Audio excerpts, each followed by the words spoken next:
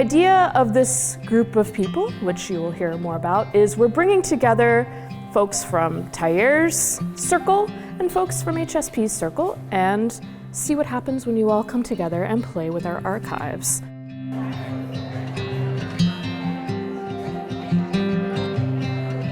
I'm really eager to learn more about the Latinx experience here in the city.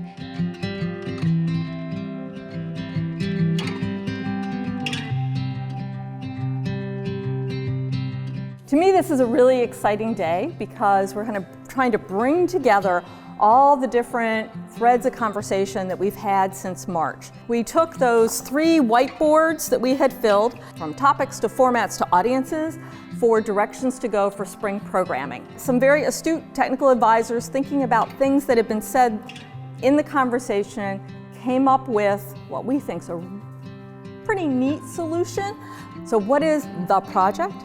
We are talking about, in the lingo here at HSP, what we would call a digital history project, what you might just think of as a website. But what we have to find out from you is if you agree, because obviously the idea here was that you were driving the development of the program.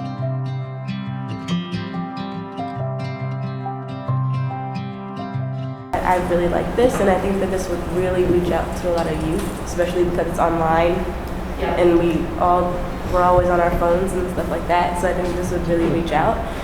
This would help with school projects, anyone that wants to do, say, an essay on their history or just wants to learn about themselves.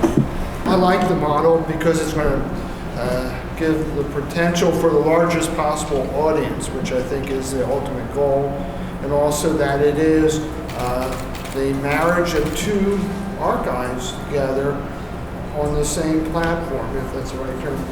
Because often when you do research, you do see links. In other words, if you do research from HSP, you might have a link on a page that goes to the Library of Congress and stuff. But it is not a partnership. Here you have an outright partnership of 2 similar, but also somewhat different kind of organizations, and they're going to show how they work together. So I think that's also very important.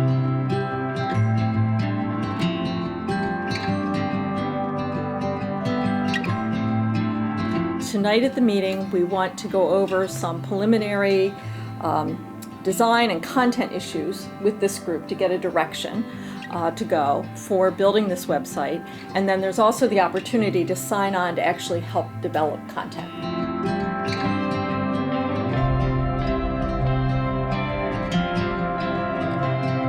So here on this one, you can see there's the title and a little bit of description, and then the timeline.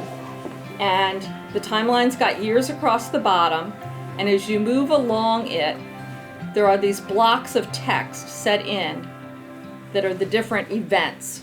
What the web platform calls them are cards.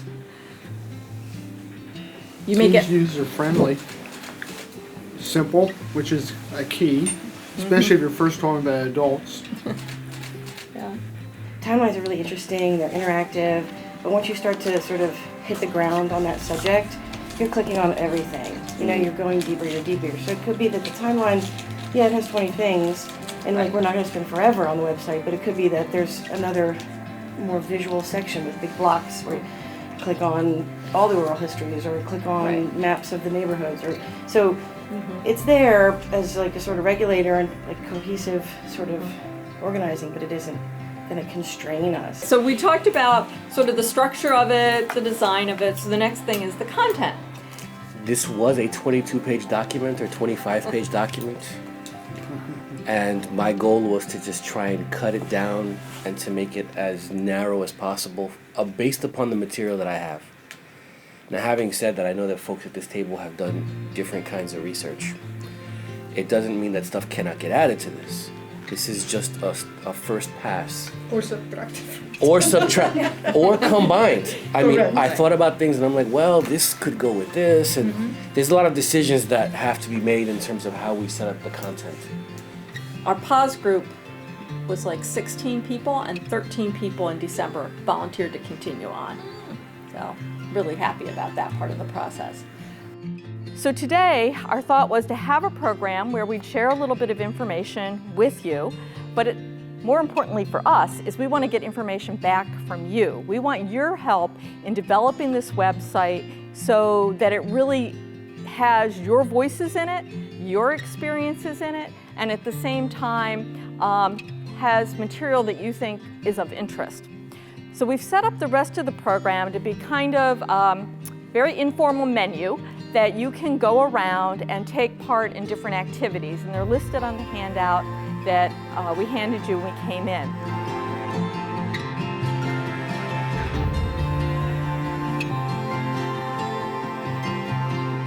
We really would like your help building this website, and then of course we really want you to use it.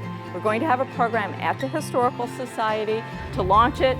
More food, music, we're going to have a good time to celebrate. So you'll get more information about that, but spread the word about this project. We're doing this for the community of Philadelphia.